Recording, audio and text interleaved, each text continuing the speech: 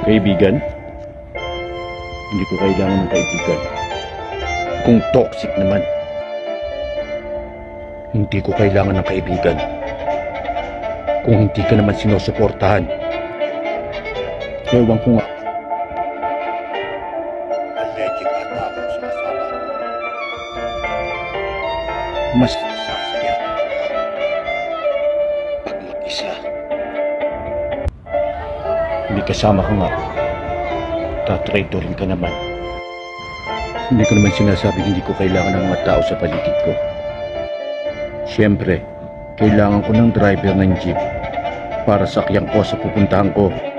Kailangan ko ng mga tao sa tindahan para pagbilhan ako ng mga pangangailangan ko. Kailangan ko ang ibang mga essential worker. Sila ang kailangan ko, hindi kaibigan.